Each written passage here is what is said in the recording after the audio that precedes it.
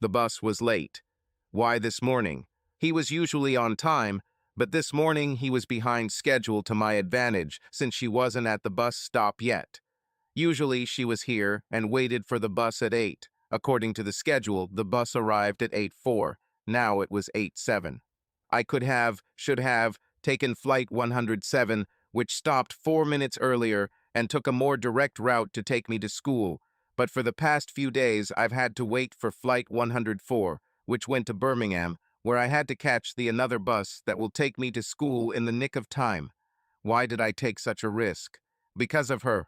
She got on Highway 104 and drove into downtown Birmingham, where she worked. I saw a bus come around a bend about 400 yards away, a red giant bus belonging to the Birmingham and Midland Motor Omnibus Company, affectionately known as Midland Red. Now I had no choice, I had to take the bus. Then I saw her walking very quickly. It was unclear whether the bus would get to the stop before her. That's when the Gremlins decided to play for my team. The bus has arrived. These buses were now double-decker, as was common in the British style of the 50s, and also had pneumatic folding doors at the rear of the bus, allowing passengers to exit and board the bus. The driver operated the controls, but they were temperamental to say the least. It was one of those cases where the doors wouldn't open. We waited, and this waiting gave her time to get to the bus stop. The driver tried the controls a couple of times. You could see the doors shudder, but they did not open. So I stepped forward and pressed the passenger emergency button on the panel next to the door. Bingo, it worked. I stood back and let the other 3 people board the bus, and then waited for her to arrive last. I received a smile that made any punishment for being late an honor. She walked up the stairs, and I followed her. The upper deck was divided into 2 seats with a central aisle. She sat down next to the window, leaving an empty seat next to the gangway. I hovered as if deciding where to sit when she raised her head and shifted slightly, picking up her skirt so that the seat next to her was clear. Then she looked at me. The invitation was obvious, so I sat down. She was a slender girl with blonde hair. Her figure was not curvaceous. Her waist must have been about 22 or 23 inches, but the skirt she wore flowed beautifully at her hips. Earlier in the morning, I had secretly noticed her bust. The breasts framed the blouse nicely, but did not boldly announce their presence. Even in medium heels, she was a little shorter than me. She was attractive, but not striking, the kind of girl you get to know. And with that acquaintance comes the gradual realization that there is a beauty about her that is not immediately apparent. It was smart. She praised me. I didn't know those buttons worked. Well, I just assumed that's what they were here for. She turned slightly in her seat and looked at me. Which school do you go to? It was obvious that I was still in school. Uniform was mandatory then. Hainsworth, I answered. Grammar? She pushed me further. Yes. 6th grade? Yes. Now you can appreciate my smooth tongue when I talk to girls. I'm Jill with a G. I'm Andrew. Are you usually Andrew, or do your friends call you Andy? Andy. And you speak in sentences with more than one word? She smiled, and I blushed, almost as red as the bus was painted. I was saved by the conductor who wanted to pay for our fare. Jill paid for her travel, and I simply showed him the travel card issued to me by the education authorities. I apologized to Jill. Sorry, but I look a little dumb right now. She smiled. Don't worry, I have little practice communicating with boys. What do you study? Her recognition and understanding helped me finally untie my tongue from the knot it was in and allowed me to speak a little more easily than before. English language, literature, and art. Are you good at English? She was grinning. Looks like no. Maybe I need more practice. Well, you're getting better. This was the beginning of an emotional journey that I have been on for many years and am still traveling to this day. Some may find it strange that I am tongue-tied. You really have to blame the education system of that era in the UK. After the 11-odd examination, boys and girls who were considered suitable for higher education were assigned to different schools for single-sex education. As a result, they emerged into the world with heads full of knowledge, in addition to the vital subject of being able to talk to these strange creatures of the opposite sex. It would be even worse if you continued to prepare for university like I did.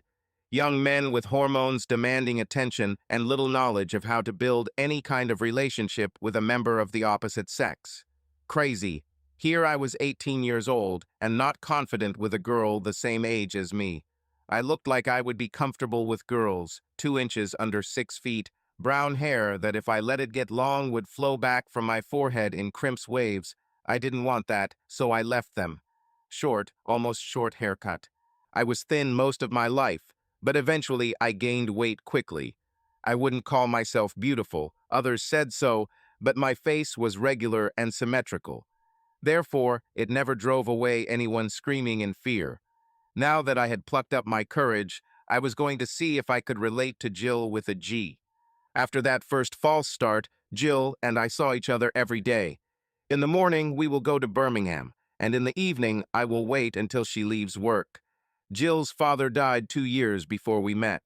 Typically, British companies of the time did not have life insurance, and the government paid only a meager amount of pension to widows. So Jill, despite her above-average intelligence, had to drop out of school and find a job to cover family expenses. She worked for the Internal Revenue Service, doing routine clerical work that in no way challenged her intellect. From time to time, we went to the cinema, but there were always problems with money. Most of her salary was needed at home, and I, of course, did not earn anything, since I was busy studying all the time. During the holidays, I worked part-time, working in the postal service at Christmas and in various shops at other times. So Jill and I could enjoy all the free activities like walking in the countryside and sitting in the park watching people. We amused ourselves by making up fantastic stories about those we saw there. These fantasies were not malicious, although I suspect that the stories we made would not have entertained those who were the subject of them. Yes, there was one more entertainment that cost nothing, but in those days girls usually went on their honeymoon being innocent. The pill was available, but the girl needed her parents' permission to get the prescription, and how many did?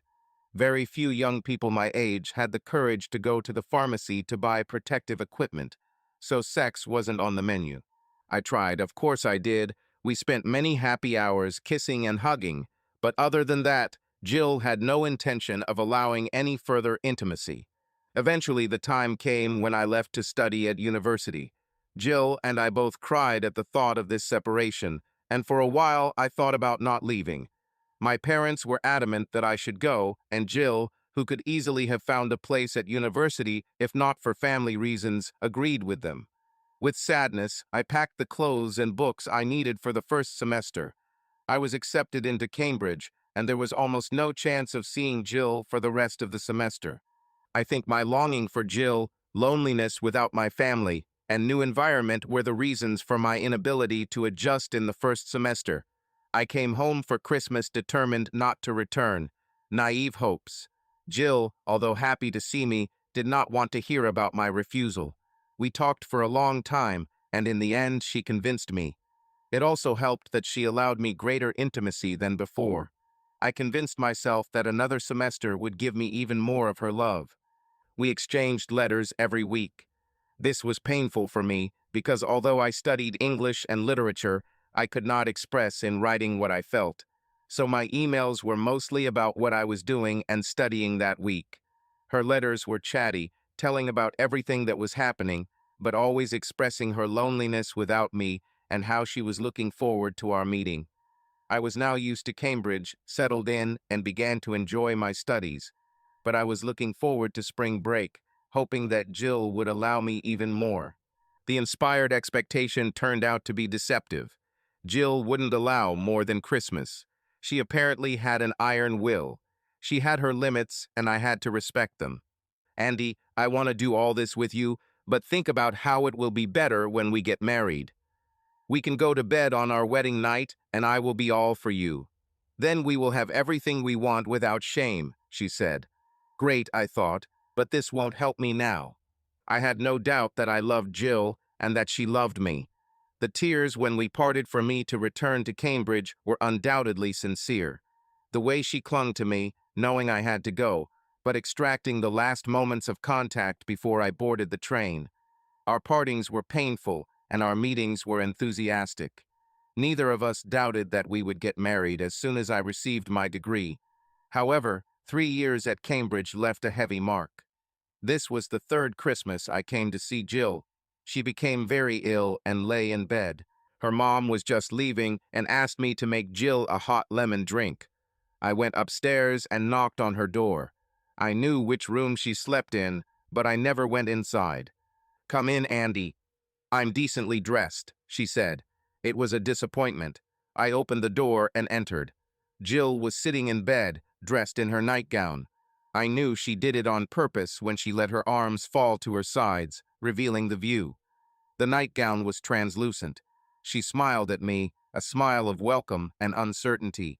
Regardless of the cold, I needed to kiss her. I placed the drink on the bedside table and sat down, leaning over to hug her. "Jill, you are so beautiful," I said. She smiled happily, knowing that I liked her body. I understood what Jill was offering me. Years of painful passion pushed me to explore it, but love asked a different question. I knew that Jill wanted to come to the marriage bed as an innocent. If I love her, how can I not let her give this gift? I also knew that I would hate myself for it later, but I had no choice. I leaned over and kissed her. She smelled amazing. Then I pulled the bedding up to cover her. "Jill, I love you. I love you so much that I want what you want. We will both come to our marriage bed innocent. Believe me, it hurts me not to take advantage of this opportunity now. But you've made it clear all these years what you want. I'll graduate in 6 months. We've waited 4 years. Can't we wait a few more months?" Instead of worry, a calm, loving smile appeared on Jill's face. "Thank you, Andy. I would do this for you, you know. But I'm so glad that you also think we should wait," she said. Then she smiled a mysterious smile of playfulness. I left feeling very good about my noble decision. 2 days later, I became very ill. So much for righteousness. The next few months flew by. I studied from morning to night, preparing for final exams, which were getting closer and closer. In Augusta, I returned home with a Bachelor of Arts degree, magna cum laude. All degrees are supposed to be the same, but adding a Cambridge cantab or an Oxford oxon after them added luster to them. The first step was to find a job, and I was lucky.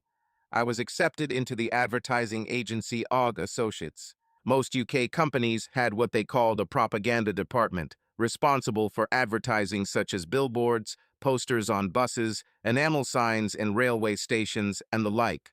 But with the advent of television advertising, a more professional approach was required.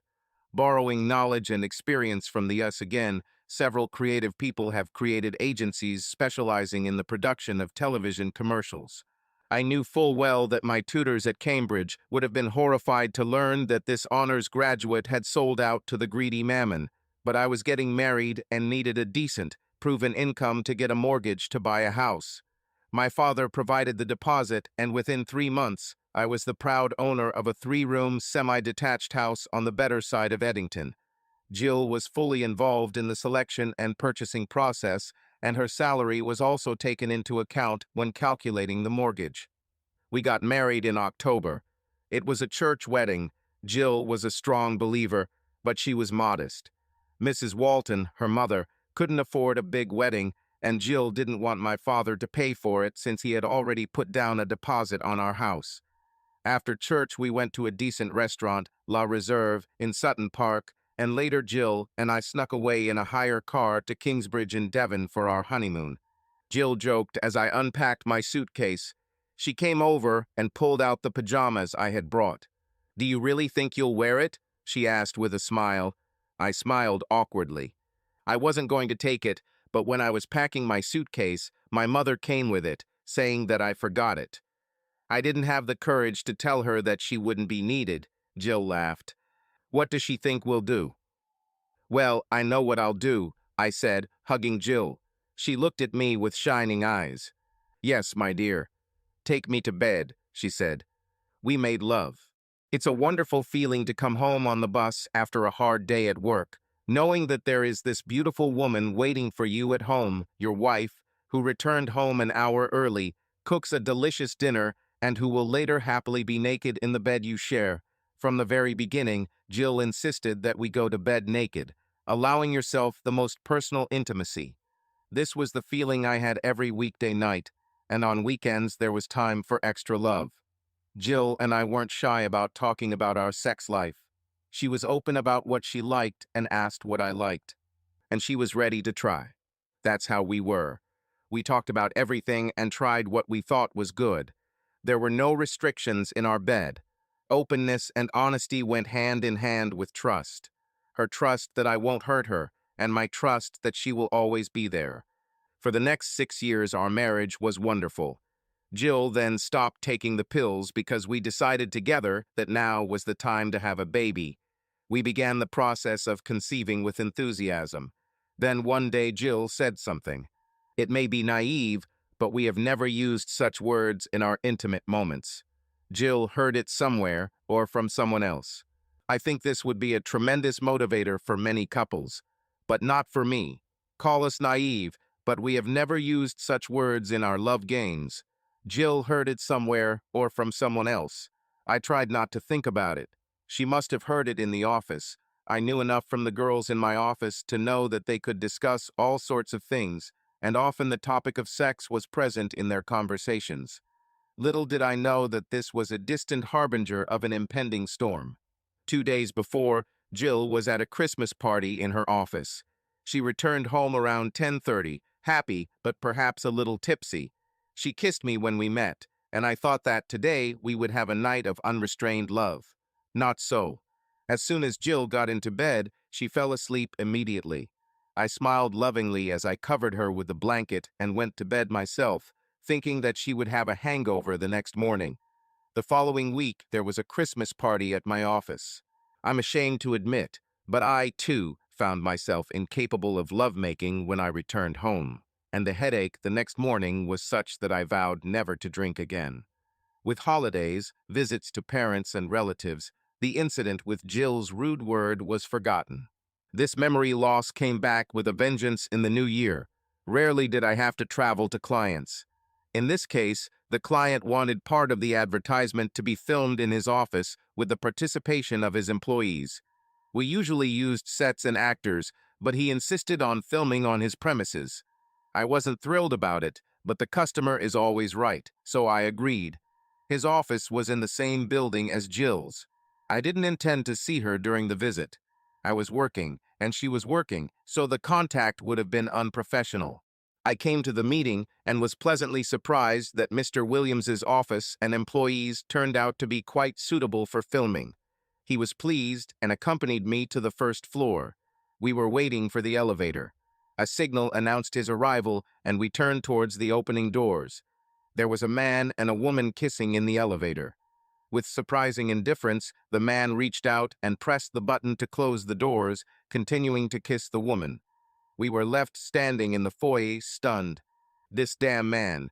Again for his own, not a single woman can be saved from him, Mr. Williams hissed angrily. And he just closed the doors on us. I will go to the tax office and say that Perelman needs to take action. I remained silent because I was in shock. The woman was my wife, my beloved Jill, and she kissed another man. The drive back to the office was a blur, and even there I was useless for the rest of the day. Not a single document that landed on my desk was read. The black symbols became hieroglyphs for me, illegible and incomprehensible. All I saw was the elevator doors opening and Jill kissing another man. The scene was repeated over and over, as if with each repetition the characters might suddenly change, and it would not be my wife in his arms. It didn't happen, it happened, no, it didn't happen. But it happened. I told my colleagues that I wasn't feeling well and went home. I must have looked like a spectacle on the bus because tears were streaming down my face. Men do not cry. Oh yes, they cry, and this man definitely cried. At home I made myself some tea, but didn't drink a sip, sitting in the living room and indulging in sad thoughts full of pain. All my ideas about fidelity and love collapsed. I was cold and curled up on the couch, hugging myself to keep warm. The tea got cold, not a single sip was drunk. Dusk engulfed the room, as did my hopes and dreams. At some point, I suddenly remembered Jill's words. Words that I put aside and forgot. I knew then that it wasn't just about the kiss, no matter how painful it was. Jill allowed him her body. There was no proof, but I knew. Jill found me still curled up on the couch when she returned home. Her anxiety was palpable. "Andy, what's happened? You are sick?" "I'll call the doctor," she said, picking up the phone. "No, don't," I called. "No need." Jill hung up and approached me with concern on her face. "What happened, Andy?" she asked. I only knew one way. We have always been frank with each other. When were you going to tell me about Mr. Perman? For a moment, I saw guilt on her face, but she quickly disappeared. "Oh, John, we just work together, that's all. He's a bit of a friend, I guess." "Just a little friend? Do you usually open your mouth for kisses with men whom you call a little friend?" Jill shook her head, saying nothing. I continued, "And the elevator is a common place to meet with a little friend?" Jill stood up and sat on another chair. "How? How did you know about this?" Not knowing how much I know, not confident in myself and in me, I removed her doubts. "I was in your building today, meeting with a client. We were waiting for the elevator, the doors opened, and what a surprise, my wife is kissing another man." I took a deep breath to calm down. "And I believe it was he who taught you to say what you once said to me at night." Her tears appeared then. I was glad, at least I was not the only one crying that day. I went to the kitchen to get a tissue for her, then went upstairs to wash my face. When I returned 10 minutes later, her tears had dried, but it was obvious that with a little effort they would flow again. "You have nothing to say?" I asked calmly. Jill shook her head. "I'm sorry." "You slept with him, didn't you?" She nodded and said quietly, "Yes." Jill's tears dried up, but mine continued to flow slowly down my cheeks. Her confirmation of what I suspected simply destroyed me. She saw my pain and stood up as if she was going to come to me. I shook my head. "Leave. Out." She nodded sadly and put on her coat. At the door, she turned. "Andy, I'm so sorry." She left, and my life went with her. Half an hour later, I felt terrible. Jill only had the clothes she was wearing that day and her bag. She had little money she usually only took with her for travel and lunch. I was in a panic. How can this pain exist next to compassion? Where will she go? How will she get there? I called her mother. Didn't want to say what was going on, so I just said we had an argument and she would see Jill soon. Mrs. Walton laughed. "I was wondering when you two would fight." "Don't worry, Andy, it's normal. I'll tell her you called when she comes." I thought her mother might change her mind when and if Jill came. I couldn't stay in the house that evening, so I went to my parents' house. My mom was of the same opinion as Jill's mom, but privately I told my dad what really happened. He thought about it. "Give me some time to think about it, son. Let's spend the night and discuss it in the morning." He apparently told Mum because she looked gloomy at breakfast the next morning. Her advice was unambiguous. "If she cheats once, she'll do it again, Andy. Go to a lawyer and start divorce proceedings." It was from my mother, who was categorically against divorce, but also categorically against infidelity. The father suggested caution. "You should talk to her. Find out if it was a one-time mistake or an affair." He and Mom started arguing about their seemingly opposing positions. I made a decision. "Mother, father, I love her so much, but she hurt me more than I thought possible. I don't know if I can forget this pain, but I think I should talk to her to see if anything can be salvaged." Bold words, perhaps, but events already made this impossible. I called my boss and asked for family leave. Despite my doubts, I had to tell him the truth. He was truly sympathetic and gave me 3 days off at the expense of my vacation. I returned home the next day, hoping Jill would be there. I might not have spoken politely to her, but even her coming home would have told me there was a chance to repair our marriage. She wasn't there. The next day, her mother called. "Andy, I'm worried about her. She didn't come to me. I called her old friends, and they didn't see her either. I do not know what to do." I thought for a moment. I'll call her office. They don't like personal calls, but at least I know she's okay. That's a good idea. Let me know what you find out, Andy. Yes, Mom. I'll call you as soon as I find out. The civil service was known for its secrecy, except when it came to state secrets. The office manager, Mr. Grumman, only told me that Jill had taken sick leave from the previous day. He didn't want to comment further until I asked him if Mr. Perelman was working. It hurt him. He asked why I wanted to know this. I think Mr. Perelman and my wife are behaving inappropriately. I cannot comment on office rumors, but he's not at work today. I knew it. He knew about this affair. Mr. Grumman, could you find out what happened to my wife and where she is? I am asking not for myself, but for her mother, who is very worried. I gave him Jill's mother's phone number. I'll try to find out something, but it's very informal. When I returned from work a few days later, Jill was at home. Most of her clothes were gone, along with her makeup and toiletries. She left a small note on the table. All it said was, "I'm sorry. I love you." Yes, I thought, you love me, but if you had waited for me, we could have talked. Mr. Grumman found Jill when he called Perelman's apartment. He didn't want to tell me, but Jill asked him to tell her mother, and of course her mother told me. Then she asked a question. Andy, what's going on? Why is Jill in this man's apartment? I told her simple facts. There's no point in softening the news. I'm so sorry, Andy. What would make my daughter do this?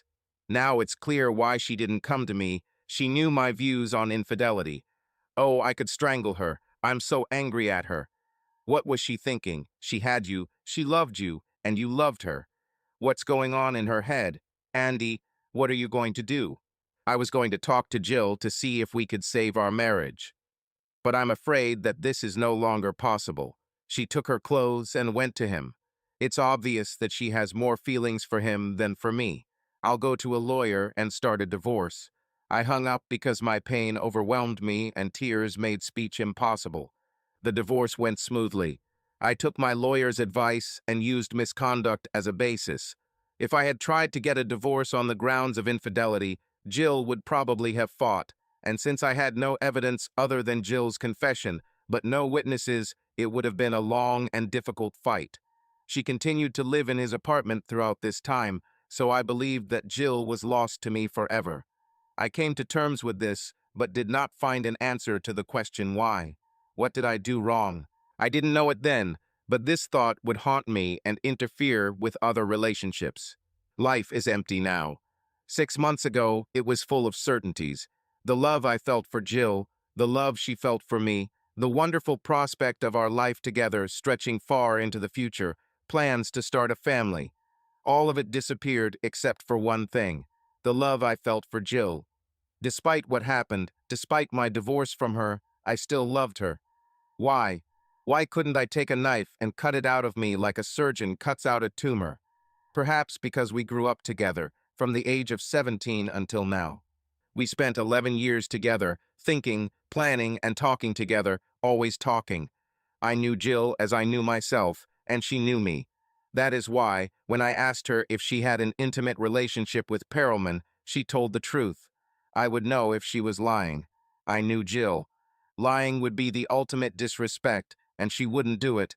Maybe it meant that she still had respect for me. I don't know, and that's the crux of my problem. I don't know what I did wrong. I don't know why she was intimate with this man.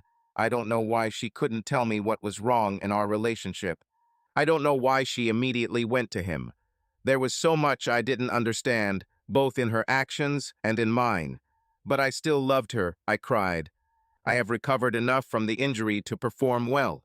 Proof of this was an invitation to lunch from one of the partners. Alex Wellman had been in the S for some time and understood their attitude towards advertising. He brought this knowledge back to the UK and founded this agency, Wellman Goff and Company. No one knew who Goff was. I arrived at the Penn's Hall Hotel, where he was staying and where our lunch was scheduled. I informed the reception of my arrival, and they called him. Andy. He came up to me with a smile and an outstretched hand. I'm glad to see you. Let's go have a drink before dinner. Thank you, Mr. Wellman. Hey, don't bother with this, Mr. Wellmana. Call me Alex. We had a drink in the bar, then went to a great lunch. Our conversation was casual until we got to coffee. Andy, I know about your personal problem, but I hope that it is behind you. I admitted that it was so. Fine. We like your work. Some of your lyrics are simply sensational. They hit hard, but very subtly. Fantastic. Now we want you to take the next step and join us in London working on national projects. There are changes coming in TV advertising. We are planning to create a series that will promote the product, but also tell a story to attract viewers.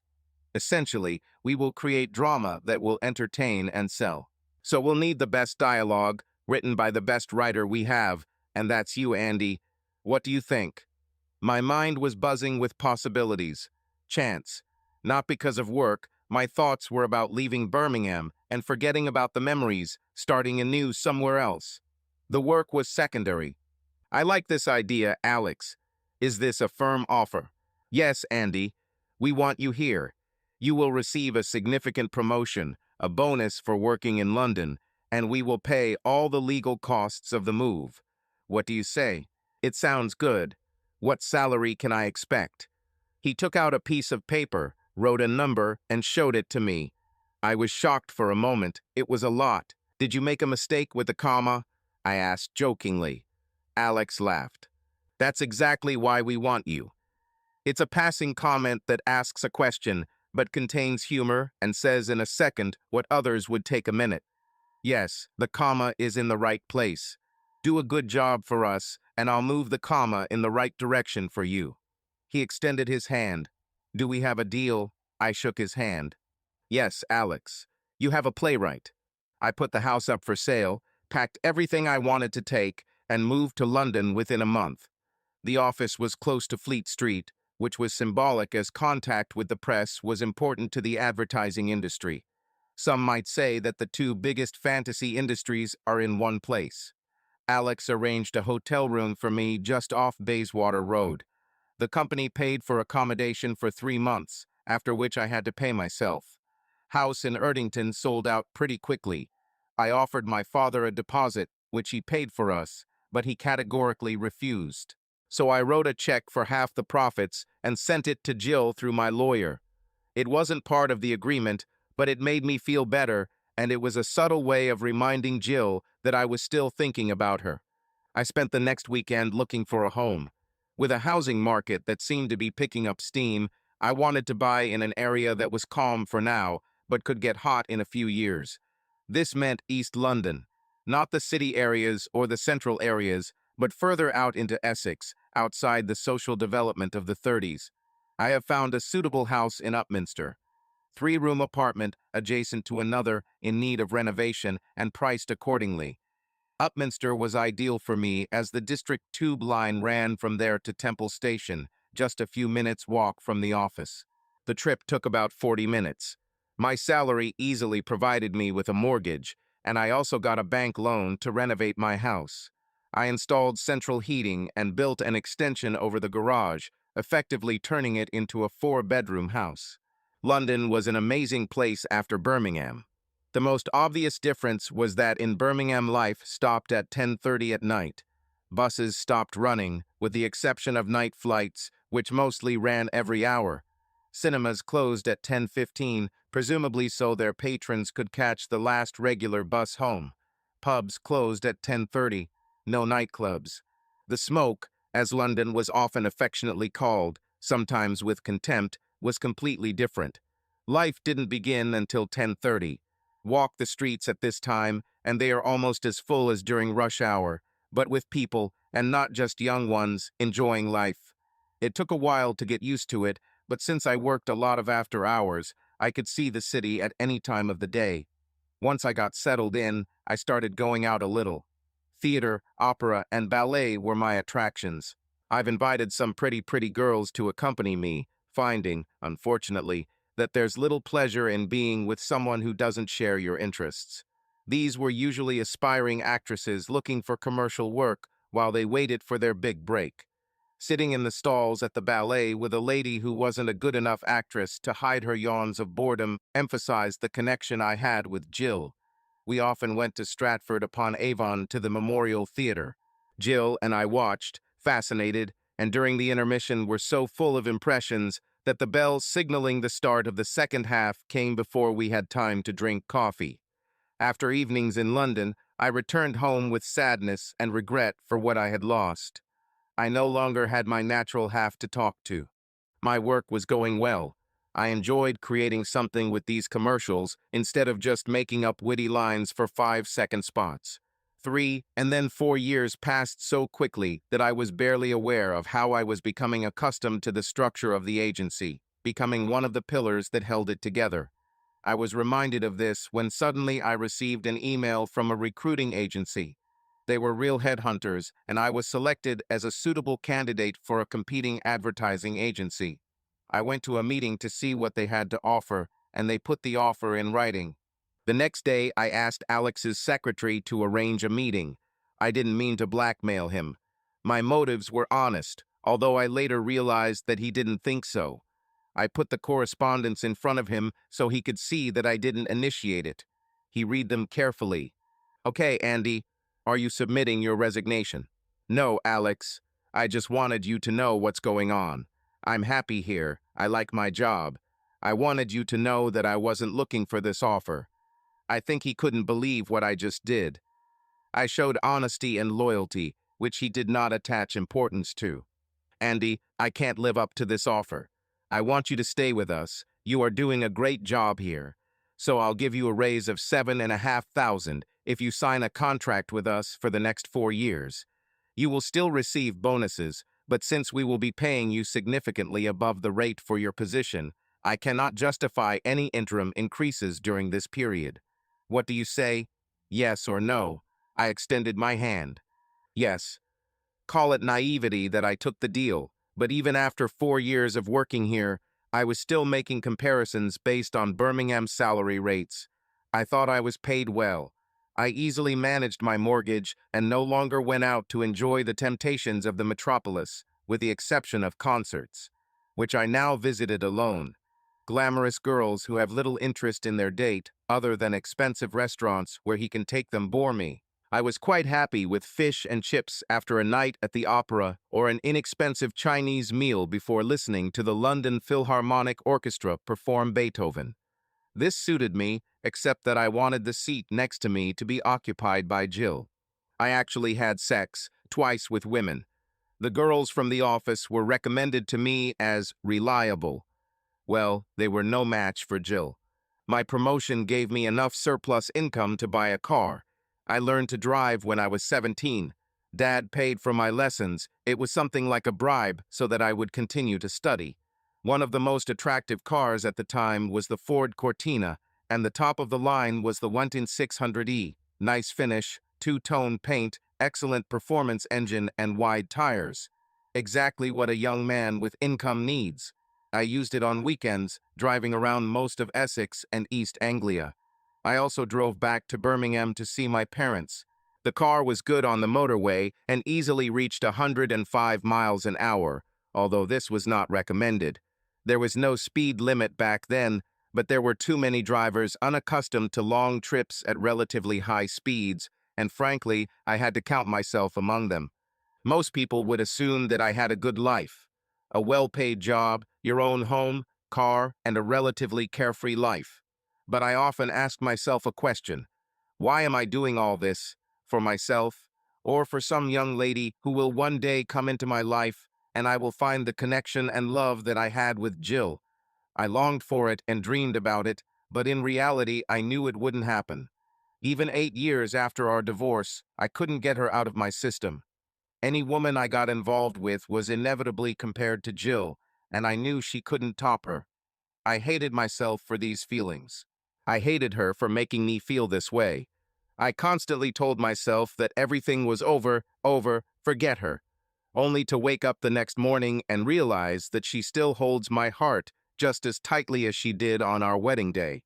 My 4-year contract had expired, and I was waiting for a call from Alex to renew it. Days passed, then weeks, and no word. I kept working on what we were doing. We were preparing an advertising campaign for a new chocolate bar. They asked to do a series that would run for 6 months. Each ad lasted 15 seconds and was repeated for 4 weeks before the next one was released in the series. It was a challenge, but really interesting as different ideas came up to be considered. I led the creative team, responsible for dialogue. When the layout was ready, Alex approved it. Then the client approved it, and filming began for the entire series of commercials, which were done in 10 days. The first video aired, and I noticed that there were some slight changes in the dialogue that I didn't write. They were insignificant, but influenced the impact. I assumed these changes were requested by the client. A month later, serious faces appeared. The ad didn't work. After 2 months, it was a failure. The point of sale was not working. Advertising stands at supermarket checkouts, for which the supplier paid dearly, did not attract buyers. After 3 months, the remainder of the campaign was canceled. That's when I received a call to Alex's office. A scapegoat was needed, and I became it. I was paid 3 months' salary as compensation. I packed my things and left the office by 11 in the morning. Lesson learned. Trust few. I would become a pariah in the London advertising industry for a while. I've been thinking. I had little choice but to return to Birmingham and try to find freelance work there. There was always suspicion in Birmingham circles of London practices and ideas. Someone who disgraced himself in London couldn't be all bad, according to Birmingham people. Londoners called it envy. Birmingham people called it common sense or insight. The silver lining to the dark cloud was a phenomenon called the housing boom. Properties within easy reach of London were in demand. I put my house on the market and was inundated with offers. I accepted the first good offer and couldn't believe how much the price had skyrocketed. Then the agent came back and said he had another offer, 10,000 more than the first. I said no, I already accepted the first offer. He couldn't believe it. His idea was to squeeze everything he could out of it, promising that in a week they would offer me even more. I was raised to believe that a man's word is his bond. I refused all subsequent offers and stayed with the first one. I had to sleep at night. Another lesson, honesty costs money. Even after paying off the mortgage, I still had almost 100,000 in capital. I returned to Birmingham in the early spring, staying with my parents and starting to look for work. I jotted down a resume and took it to the office, where they printed it and made 20 copies. The woman who ran the office called me as I was about to leave. "Mr. Gresham, can I talk to you?" I nodded and walked up to her. She invited me into her office. She offered me coffee and got down to business. "Mr. Gresham, I couldn't help but notice your resume. I have rarely seen such a laconic and attractive positive response. I believe your honors degree from Cambridge explains this." I thanked her for the compliment and waited for what she would say next. "Much of what we do is work for small companies. This is usually a simple typewritten affair, but some are starting to place small advertisements in local newspapers. These are small businesses, self-employed people who don't have the knowledge or experience to put together an ad and make it interesting enough to grab people's attention." I knew exactly what she was talking about. I saw these small advertisements in the newspapers and could immediately tell that they had little chance of success. I agreed with her and said this, but since she had not introduced herself yet, I did not know her name. "Oh, I beg your pardon. I'm Mrs. Holden." "Ruth Holden," she said, embarrassed at her mistake. "I was wondering, Mr. Gresham, if you could look at some of these advertisements as they come in and, shall we say, give them a professional polish." I could do it. But as you can see, I'm looking for a job in the advertising industry, and I doubt I'll have time for it. "Yes, of course," she replied. "I understand. But I would be willing to pay you. I could offer clients a service for a small additional fee. I'm sure most of them would be happy if their ads looked professional. Let me think about it, Mrs. Holden. I will contact you soon with my decision." I spent the rest of the day sending my resume to agencies I knew, the ones that had no connection to Wellman Golf. I considered Mrs. Holden's proposal and rejected it. She wanted more profit from her typewriting work without additional costs. I, on the other hand, could do the job quickly, but I was sure that Mrs. Holden would not want to pay me professional rates. My dad asked me if I wanted to stroll down to the Horse and Jockey for a pint that evening. I was glad of this, and after dinner we slowly walked along the road to the crossroads where the pub was located. I froze for a moment as the bus stop where I first saw Jill was only 50 yards along the main road. Memories came flooding back to me. At first, I thought that my father had some ulterior motive for this proposal, but no. All he wanted was a calm and friendly drink. That's exactly what we were doing until suddenly someone tapped me on the shoulder. "Andy, what are you doing here? We all thought you were in London, living life to the fullest." It was Barry Mason, one of our company, whom I knew when Jill and I were communicating. "Barry, I'm glad to see you. What have you been up to lately?" The father intervened, saying that he was going to chat with a friend, explaining, "Roger beat me with a 5 at golf last week. We need to negotiate a rematch and get her back. Not for long." I turned to Barry, and we began exchanging news. During the process, he expressed surprise at the divorce. "None of us could understand it, Andy. You and Jill were so perfect for each other." That's what I thought. But Jill found this guy and went to him. End of story. Barry shook his head. "From what I heard, she doesn't live with him." "Must live." "No, Andy, I am sure about that. According to Becky, she never lived with anyone after your divorce. It was amazing. Her boss at the tax office confirmed that she was there with Perelman. She answered all letters from my lawyer from his address. She did not hire her own lawyer, clearly admitting her guilt and accepting her fate. I still had copies of the correspondence. Becky was Barry's wife, and although she did not work in the tax office, she worked as an accountant and often interacted with Jill and her colleagues. I decided not to continue this conversation, but was determined to go and find out for myself on Saturday afternoon. Maybe this will finally kill this pain inside of me. On Saturday afternoon, I drove to Stanford around 3:30. I found the address and was immediately disappointed. It was a Victorian house converted into apartments. The paint on the woodwork was peeling. The front garden was full of overflowing rubbish bins, with small patches of grass pushing bravely through the rubbish. The glass in the windows was dirty and smeared. "Does Jill live here?" The only consolation was the intercom system for 4 apartments. I pressed the button for apartment number 3. There was no answer, so I pressed again.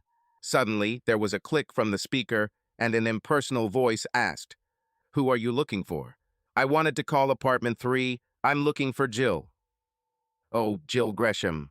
She's gone. I saw her leave about an hour ago. She probably went shopping. Should be back soon." Click. The woman passed out. I returned to the car, undecided whether to wait or not. "Give me half an hour," I told myself. Then it dawned on me. She still uses my last name. No, of course, there was no need to revert to a maiden name after a divorce, but I was sure that Jill would be Mrs. Perman by then. Thoughts raced through my head. I waited half an hour, then decided to wait another half an hour. There was a dilemma, and if possible, I wanted to solve it. 10 minutes later, I saw her in the distance. Too far away to know, but my senses knew it was her. She was holding the hand of a small child. As she came closer, I saw her posture full of fatigue, melancholy, sadness, and defeat. My heart sank. I hadn't gotten out of the car yet, but she looked up and fixed it on the car, as if she knew there was something there for her. She walked closer, without taking her eyes off the car. I went out. She looked shocked at first, then gave me a faint smile. "Hello, Andy." "Jill, how are you?" I look like. I shook my head. There was no need to answer. She knew exactly what she looked like. "Why are you here? Have you come to gloat?" "No, Jill. You should know better than me." Her bitterness overpowered her natural kindness. "Yes, I know. Sorry for these words. There was understanding and sympathy for your instincts. Girl, it was a little girl. I assumed that it was Perelman's daughter. She watched our conversation with a serious expression on her face." Jill leaned towards her. "Anita, it's Andy, he was." She stopped and started again. "He was a friend of my youth." Anita smiled. "Hello, Mr. Andy." "Hello, Anita. How old are you?" What else should I tell the child? Their age is very important to them. I am 8. I'll be 9 in September. Jill interrupted her before Anita could say more. Well, since you came from afar, would you like some tea? That would be nice. And it's not that far from Sutton to Stanford. Anita led us upstairs. Jill followed, and I brought up the rear. I picked up one of Jill's bags as we walked through the door, and she turned, and for a moment I saw a flash of emotion. Her apartment was on the first floor. It was the exact opposite of the rest of the building. It was clean, brightly painted, although not professionally, and lacked the old house smell that lingered in the common areas. Jill disappeared into the kitchen, and I heard her fill the kettle. Anita took off her coat and carried it past the kitchen into what I assumed was her bedroom. She was Jill's daughter, for sure. Jill always hung up her coat right away. Jill returned and motioned for me to sit down. She sat down in a chair with wings, covered with a bright blanket. Well, Andy, you see where I am and what condition I am in. I know you're not the type to be happy about this, but why did you come? Jill, I have lived with so many unanswered questions all these years. I wanted to see you so I could finally put this pain to rest and try to rebuild my life. Jill looked sad. Yes, I hurt you and hurt myself in the process. I'm sorry, Andy. Her face brightened a little. I thought you succeeded. He went to London and, according to rumors, found an excellent job. Could you come back just to meet me? No, Jill. I really had a great job. I was fired. The surprise on her face was obvious. Fired?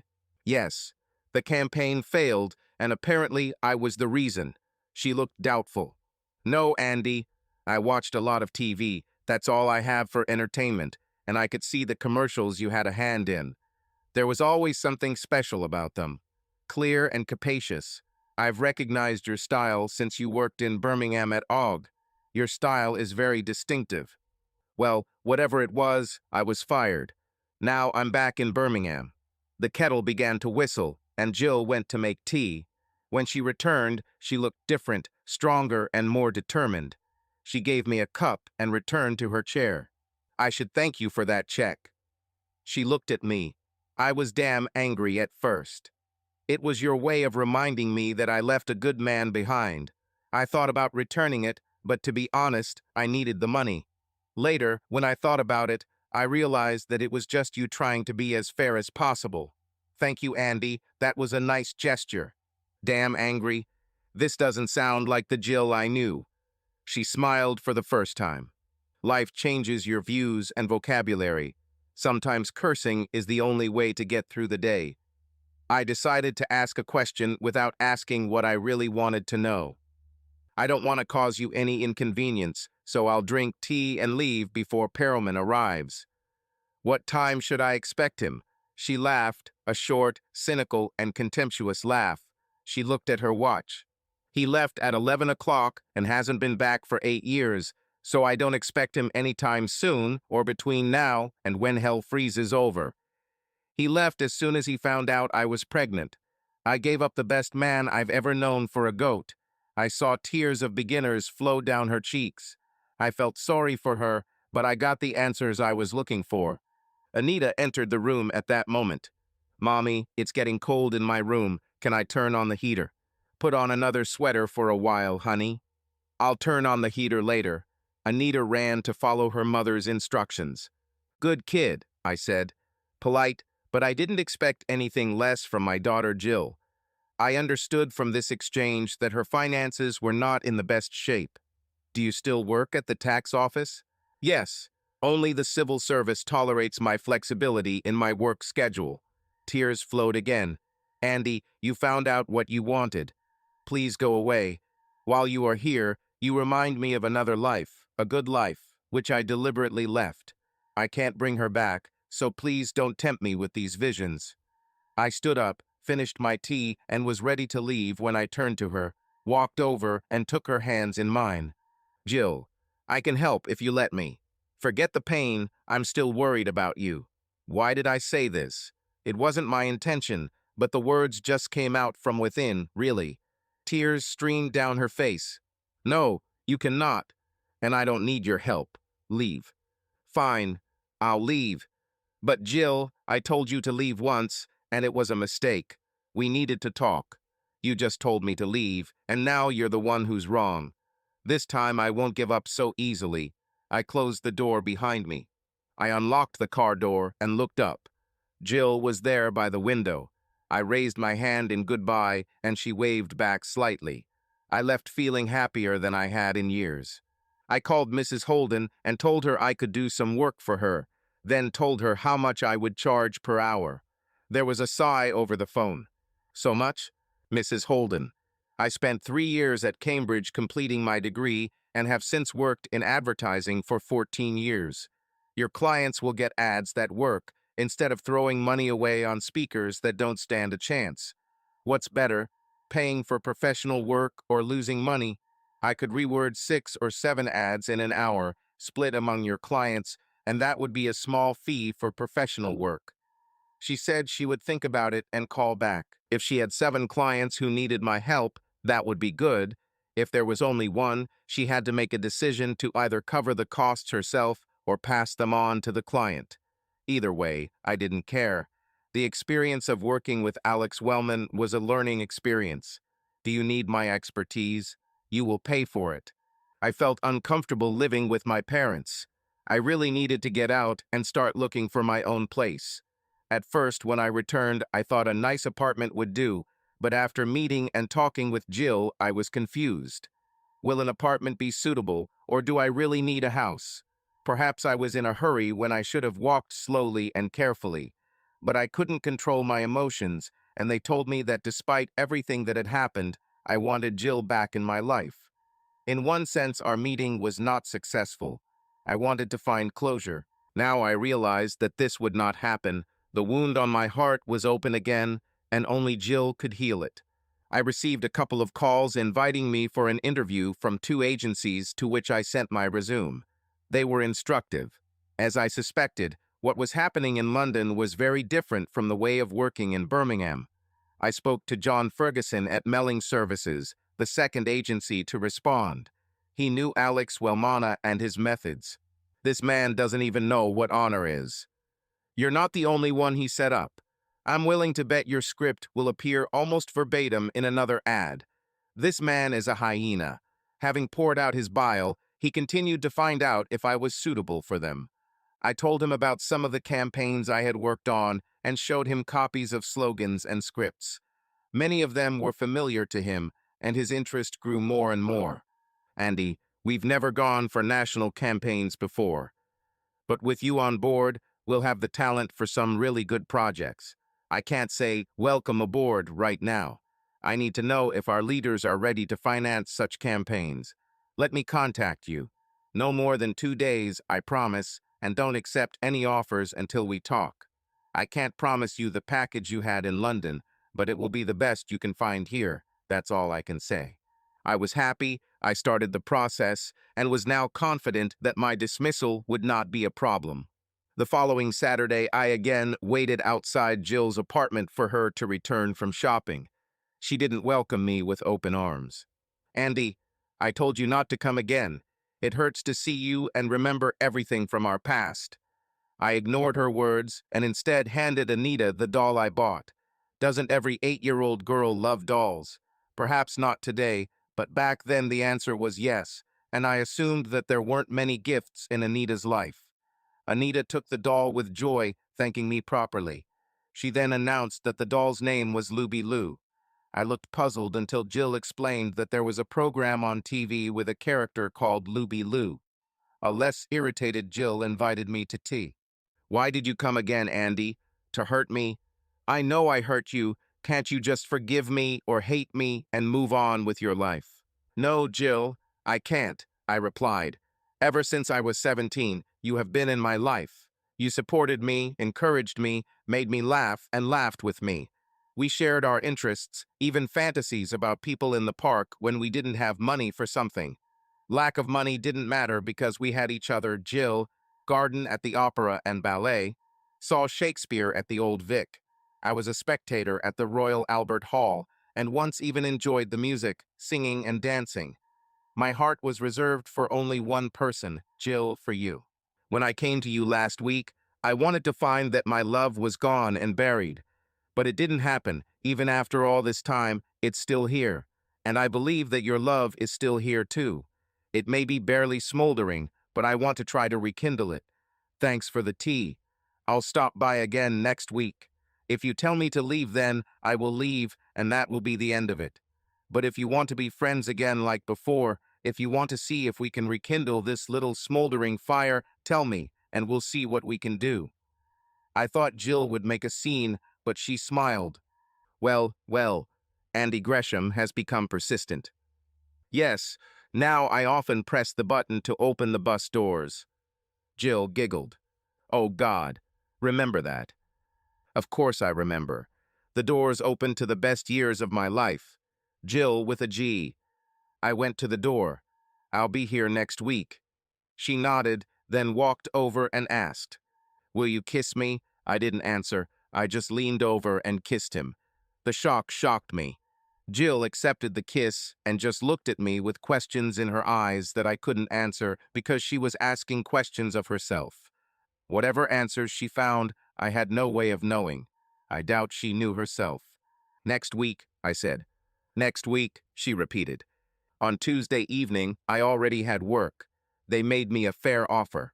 As John Ferguson said, it wasn't on par with what I was getting in London, but it was probably the best I could get. I didn't hear from Mrs. Holden, but that didn't matter. If she needed work, I could do it in an hour or so in the evening. Dad invited me back for drinks at the Horse and Jockey. I had a feeling that this time he was going to interrogate me, and he really started with the first sip of our beer. Andy, you saw Jill. What's wrong? He was my father, and he deserved the truth. Honestly, Dad, I went in thinking I could get rid of the ghost. Jill meant so much to me, and even after the divorce I still had feelings for her. However, when I saw her, I knew that no matter what happened, I'm still in love with her and would like to try to find some kind of life with her. He nodded slowly and took another sip of his beer before answering. Son, I know you have a good heart, and I always thought Jill was perfect for you. If you feel that way, try to win her back. This life is much easier with the right woman by your side than with someone who will just fit in. It was nice to know that someone could see the future without all those clouds complicating things. What do you think Mom will say? She was pretty adamant about me divorcing Jill. I'll tell you something, but it won't go anywhere. Promise me. Yes, sure. When I was in the army in Korea, your mom had a little fling with another guy. I'm sure it didn't go as far as Jill's, but still, it caused a lot of problems at the time. Your mom was so angry at myself, more than I actually am. See, she was the woman I wanted, needed in my life, not the woman who would just fit in. I guess the realization that I could leave made her so harsh about what Jill did. It's like an ex-smoker becoming the most ardent anti-smoker to others. I bet Jill is just as angry at herself now, son. That anger will be your problem. The more I thought about my father's words, the more prophetic they seemed. I felt that anger in Jill. It might not be as easy as I thought. The following Saturday, I visited Jill again. I took a new approach. Instead of going for tea, I suggested Anita go to McDonald's. Jill wanted to object, but Anita's enthusiasm drowned out her protests. We got into the car, Jill in the front and Anita in the back seat, and drove to Solihull, the closest McDonald's to Stanford. Jill looked at me and said quietly, "Cunning." I grinned and she smiled. We hardly talked about ourselves.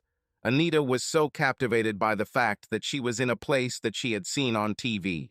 Of course, it wasn't the same location since the commercial was filmed in the States, but the layout was similar enough to convince her that this was it. With a mouthful of Big Mac and a box of Diet Pepsi, nothing could ruin Anita's happiness that day. I also got a Big Mac, but couldn't eat it all since I had one of my mom's sandwiches for lunch. Jill only ordered coffee, so she took my Big Mac and snacked on it. Suddenly, the memories made her sad. We often shared food together. We returned to the apartment, and Anita immediately went to her room to watch TV. She thanked me very politely, without waiting for a reminder, for taking her out. Yes, Anita thought I was taking her out, and her mom was just an addition. Andy, I don't know what to say about our conversation last week. Well, your conversation. I said very little. There is a part of me that would like to go back to where we were, but there is also a part that says that the pain caused is too much to ever go through. I don't want to start this path if we end up with all the pain and blame starting again. I kept my father's words in mind, so I surprised Jill when I said it. So you don't believe you can forgive yourself? She really looked shocked. Andy, I would have thought it was you who needed to forgive me. Except the day I found out. Have you ever heard anything from me that would indicate that I didn't do it? If I hadn't forgiven you, would I still be here? Jill thought, going over our conversations in her memory. No, I probably wouldn't. Have I ever let you know that I don't have feelings for you? No. That's right. So the problem is you, that you don't forgive yourself. Jill had to think about it. I saw understanding come to her face. You're right. I don't forgive myself. I hate what I did. I hate what I did to you. I was so confused at the time. You know it was only you, you know that. And then John worked with me, and he was friendly. He made the days faster, and you know how much I hated that job. We laughed and joked. It became fun to go to work. Then at the Christmas party, I relaxed a little and had a few drinks. More glasses of wine than usual, did a couple more dances than I should have with John, and then he just took me into the office and told me he was going to make love to me. Jill was crying now. He just told me that, like I had no choice. And I didn't. I couldn't stop him. I didn't even try, Andy. I didn't try. She wept bitterly. I walked up and put my arm around her shoulders. She pushed me away. Don't. I don't deserve comfort. I gave what I promised to you, and only you, you lying, deceitful bastard. Anita returned to the room at this moment. Mr. Andy, why are you making Mommy cry? Jill quickly answered her. No, honey. Andy doesn't make me cry. I just remembered something that upset me. Anita seemed relieved by this answer. Well, don't cry, Mom. You have me. She immediately disappeared back to the TV in her room. The inconsistency of her statement and the speed with which she left made me laugh, and soon after Jill smiled again. Children, she said, if everything is good in their world, they don't worry about others. They learn as they get older. This was my comment on the topic. I decided that this was the moment I should leave. Nothing good will come from putting any more pressure on Jill. However, I learned something. A little more about Mr. Berryman, and also that Jill was probably drunk. The state in which she returned home confirms this. Jill, I'll be back next Saturday. I'll come early, and we'll all go to Cannon Hill Park together. The band is supposed to be playing. Jill accepted this, probably more for Anita's sake than for herself. Anita will enjoy this. She paused. You're not going to give up, are you? It wasn't a question. It was a statement with a hint of doom. No, I am not going. She shook her head. You're crazy. I grinned.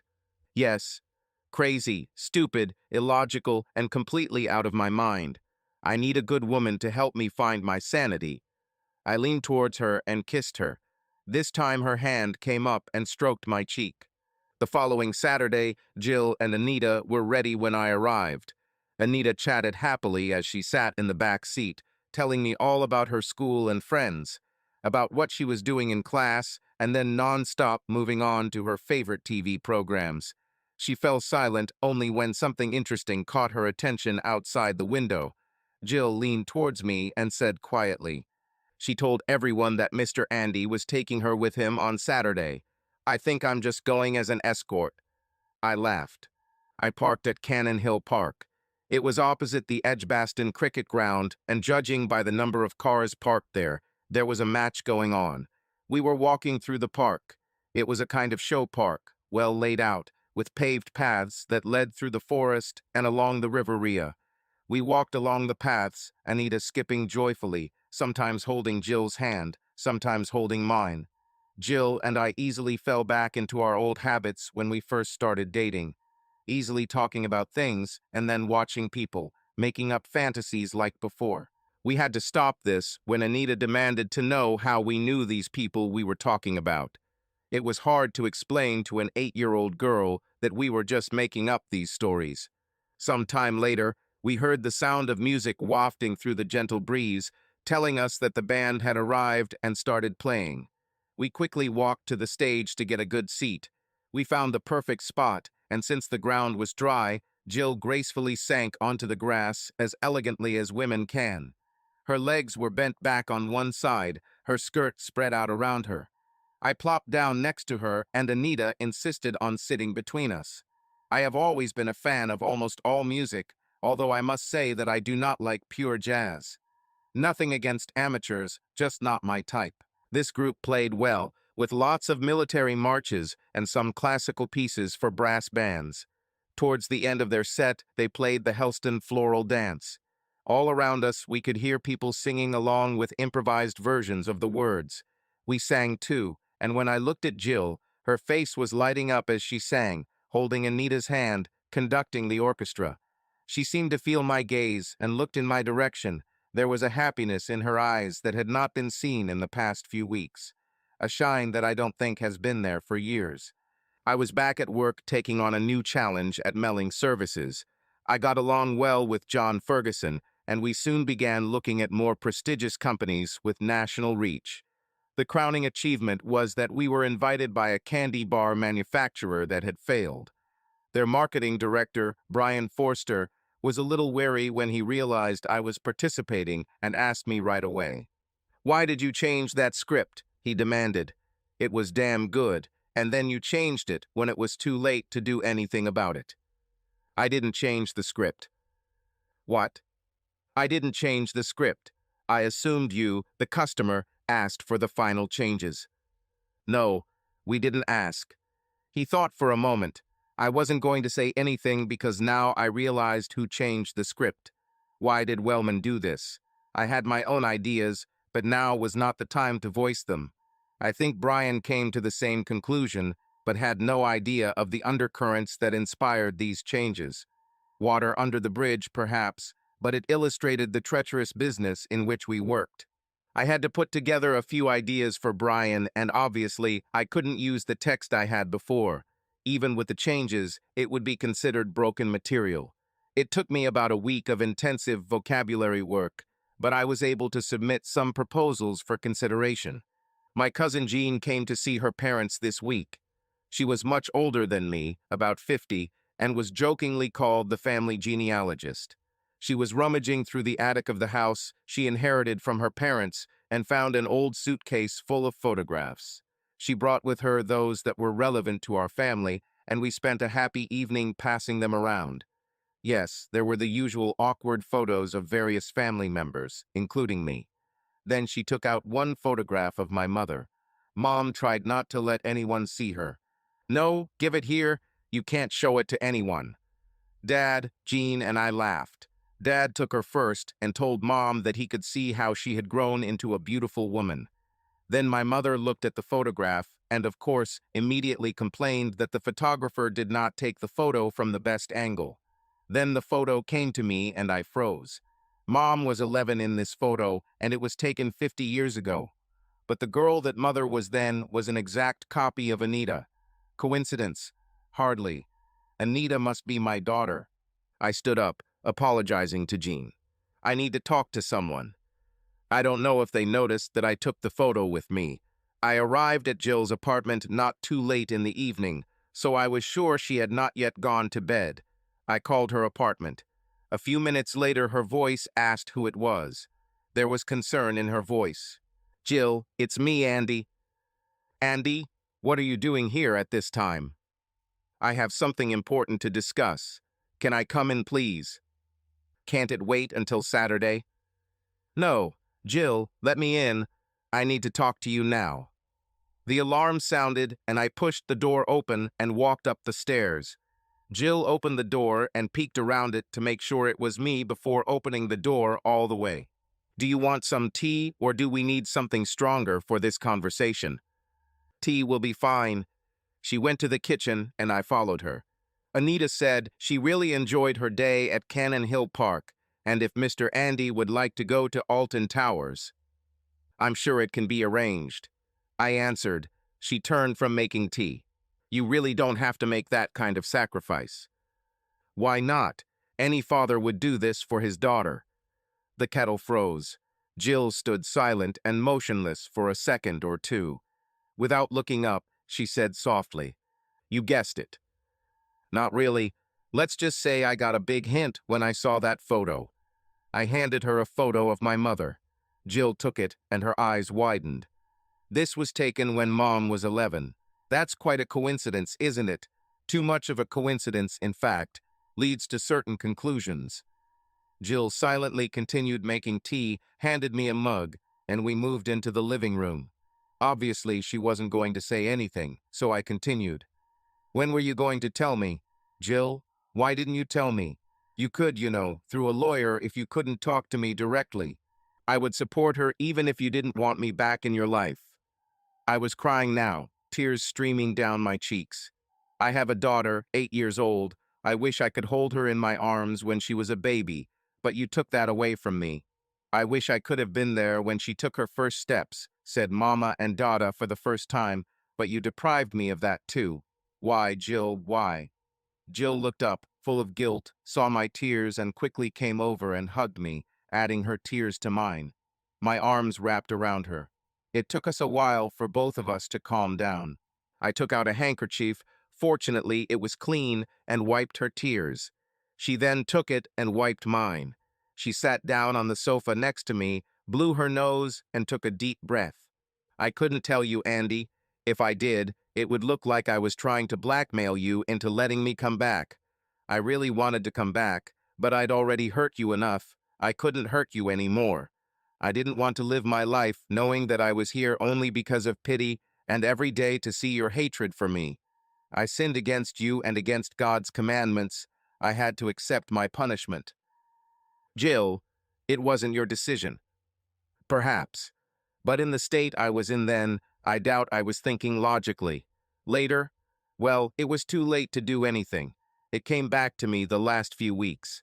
Seeing you interact with Anita like you treat her well, not like the illegitimate daughter of a man whom you have every right to hate. I saw this and felt such guilt. Here was a man big enough to show compassion for a child who was innocent of the sins of his mother. I almost told you, but then again, it would seem like an attempt to force you to take me back." "You're not forcing me. I want you back. I love you, Jill. I never stopped loving you. I want you back to where you belong, next to me." Jill was silent, but there was a mixed feeling of hope and doubt in her behavior. "You can't be serious." "Can't? Jill, I came to you all those weeks ago to try to forget you because you've been haunting me all these years. But you're not a ghost. Not now. You're a woman, the only woman I've ever loved, and I know I'll never find love like this again." This brought on another round of tears. Through her sobs, she sighed pitifully. "But can you forget what I did?" "No, Jill, but you won't forget either. You explained what happened, and I can understand it. It still hurts when I think about it, but having a choice to have you in my life or let it ruin our lives, I choose you. I now know that you and I are one. We were always meant for each other. I love you." I had something else I wanted to say, something that was only half formed in my mind. "Jill, in many ways we were so naive. You and I, we were raised to understand the concepts of honesty, truth, and loyalty. We lived by those concepts and didn't know that others didn't. We've both learned now that people don't always be what they seem. Berriman took advantage of you when you were drunk, and Alex Wellman set me up because he thought I was blackmailing him into giving me a promotion. So if forgiveness is necessary, I forgive if you forgive." "Forgetting? No, we won't forget, and we shouldn't, because it will be a reminder to be on guard for the next dishonest bastard. I've always loved you, Andy. I tried because I made a mistake. I tried to stop loving you, but I couldn't. Then Anita came along, and I found an outlet for all that love." She turned and ran into my arms. "Andy, isn't this some kind of game you're playing? You're not going to leave me when you get your revenge? Do you really mean it?" "With my body, I worship you.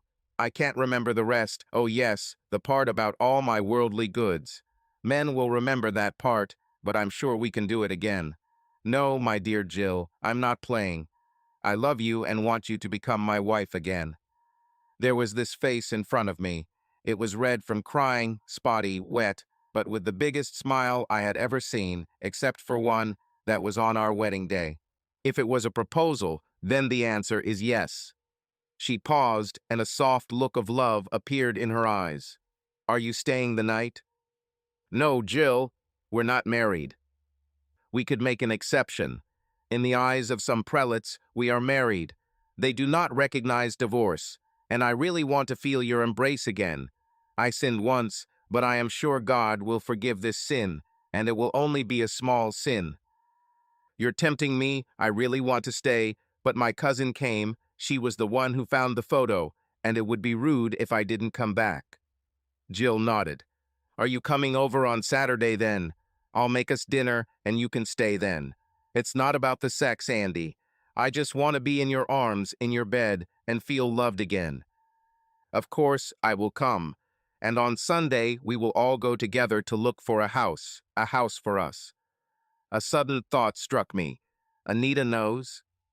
No, perhaps we should introduce her to this idea gradually. At 8 years old, she may have a hard time understanding the terrible things adults do to each other. She looked happy. Her eyes were shining. Are you sure about the house? I can't help. Yes, you can. When we find our house, just make sure you're there, because without you, it will just be a house. I had to leave, otherwise I would have problems with my mother. Jill hugged me tightly and offered her lips for a kiss of love. This is all. I'll apologize to Mom, Dad, and Jean in the morning. I can't leave Jill now. Can I use your phone? Certainly. I called my dad and told him that something very important had happened, and I would come home in the morning to explain everything. Okay, son, I'll calm your mom down. Jill listened to my conversation with increasing joy. I hung up and she took my hand. Let's go to bed, Andy. I need you to hold me and love me. Going to bed was a little more complicated than just going to Jill's bedroom. There was only one bedroom in the apartment, and Anita slept in it. Jill threw the cushions off the couch and lifted the seat, pulling it towards her. The result was a 3/4 size bed. Adding pillows and a blanket from the closet, and the bed was ready. Jill stood on one side and I stood on the other. It wasn't seduction. We both realized how important it was. Jill started taking off her clothes as I did. She was the first to remain naked and slid into bed, her eyes begging me to join her as soon as possible. Finally, I was naked, and she pulled back the covers and raised her arms. You're welcome, Andy. I lay down next to her and hugged her. We didn't have sex. Anita was sleeping in the next room, and the possibility of her sudden appearance ruled out this. But we were just all aware that it brought us great pleasure and warmth. The light began to break through at 6 in the morning. Jill was still asleep, holding me tightly just like when we made love last night. My movements woke her up, and her first thought was to hug me tighter, strengthening our bond. I kissed her forehead. That wasn't enough for Jill. She raised her mouth, asking me to kiss her. I kissed her. She pulled away and looked at me seriously. No regrets? She asked. None, I assured her. I love you, Jill, with all my heart, mind, and body. She smiled. I love you, Andy. I knew it when I asked you to kiss me last week. The feeling that went through me was amazing. I've loved you since you pressed that button and sat next to me. I lost my way, but you came and found me and led me on the right path. You are my man, my protector, my strength, my lover, and my best friend. I don't deserve you, but you are here, and I will fight too. Hold you no matter what it takes. There's a gold ring on that finger. I lifted her left hand and found the third finger. Here's what's needed, and I'll make sure it's there as soon as possible. We were interrupted by Anita, who came into the room unnoticed. Mom, why are you in bed with Mr. Andy? Jill smiled and sat down. Mom, you're not dressed. No, honey. Andy and I love each other, and we're going to get married.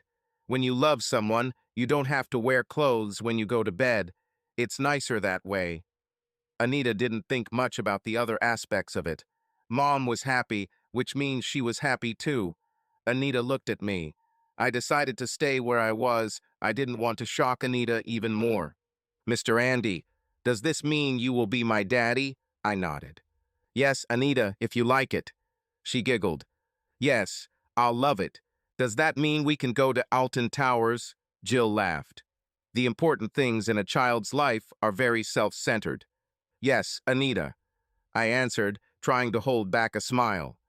But there are some rides that little girls can't go on. They're too dangerous. You have to promise not to be upset if Mommy or I say no. Yes, Mr. Andy, I'll be good.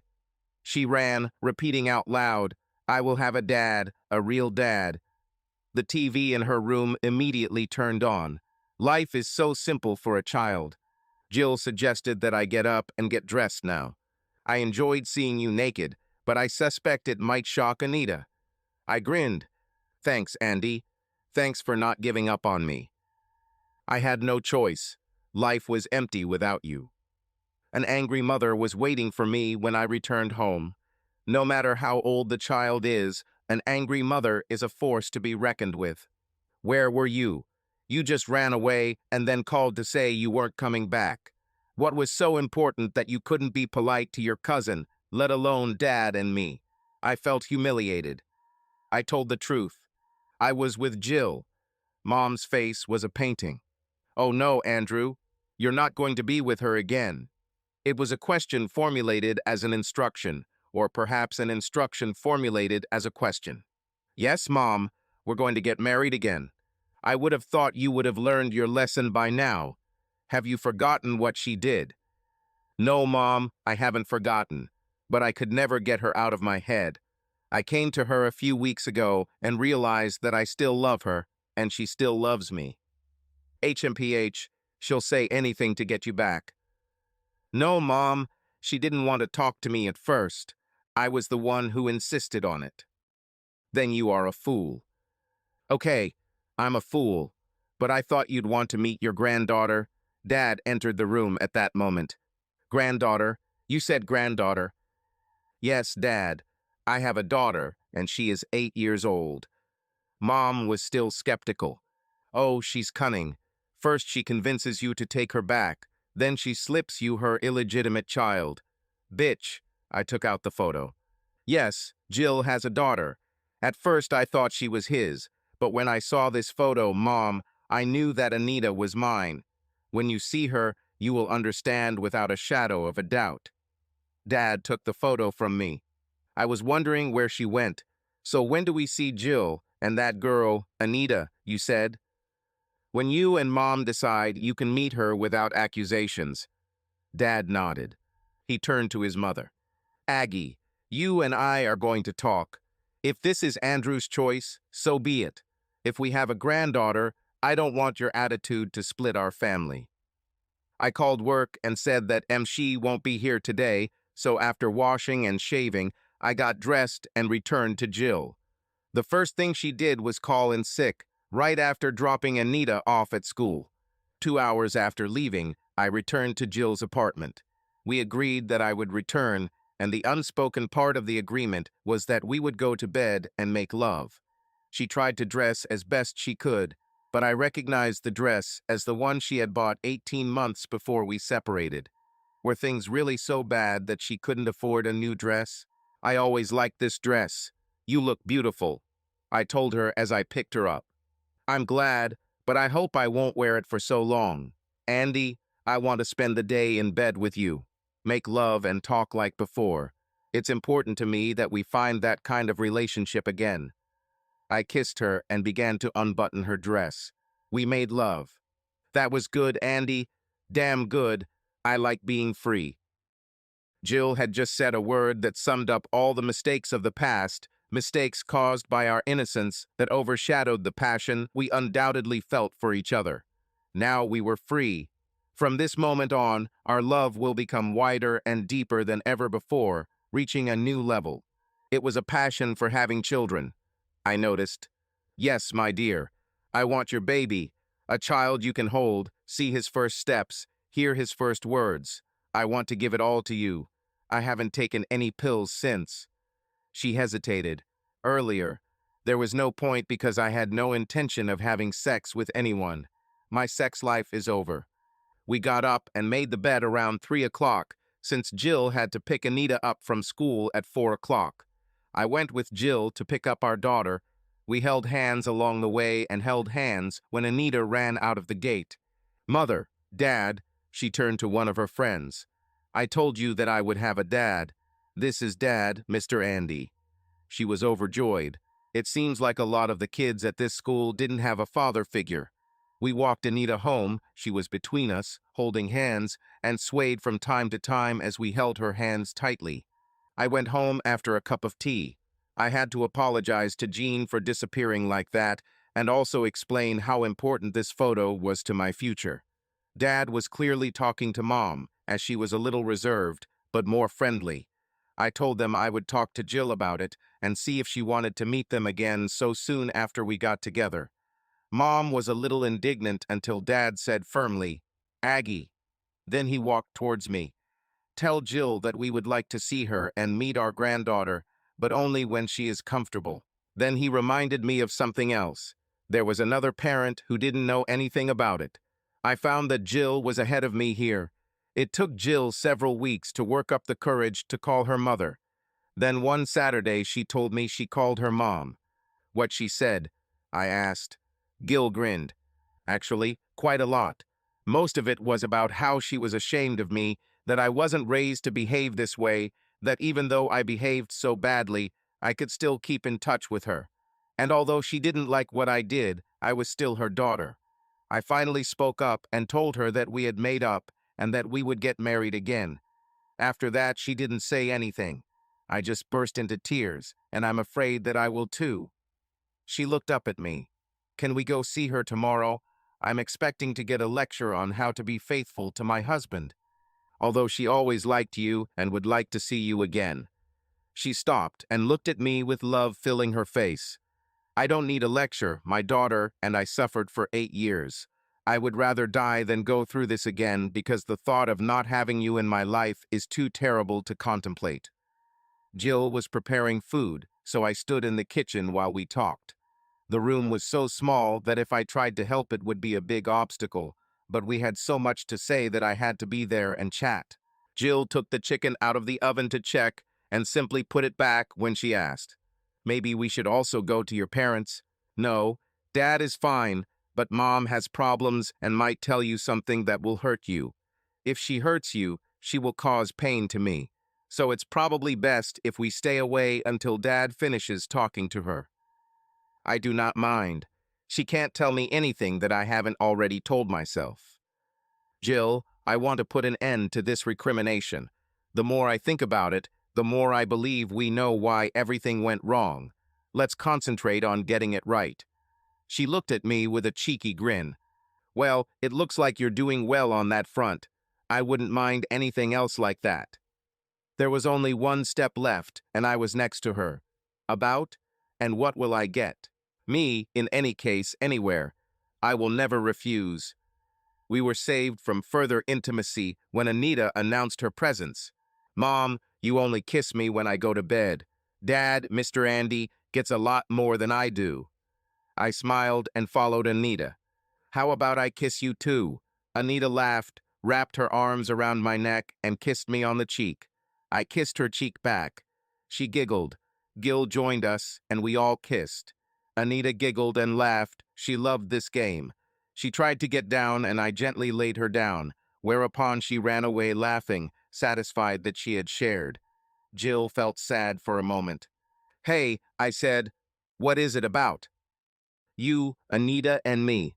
You get along so well with her that I'm sad and angry that I didn't let you be here when she was growing up. If only I had the courage to wait for you before I got my things, we might have fought, but maybe we would have stayed together. I took her in my arms. You know, it could have been terrible. I was hoping that you would come and talk, but I also know that my hurt and anger will force me to tell you so many terrible things. Now the water is under the bridge. We are together. We can't change the past, but we can create the future. Jill wasn't the best cook in the world, although she was much better than me. Sometimes I wonder how I managed to survive those 8 years in London without getting poisoned. It was nice to sit and eat as a family. Anita was a picky eater and did not like vegetables, preferring to eat only meat and potatoes. Jill watched in amazement as I tried to get Anita to eat some sprouts and carrots. In the end, the blackmail won out by suggesting that the vegetables would help her grow big, and then when we went to Alton Towers, she could go on the rides even more.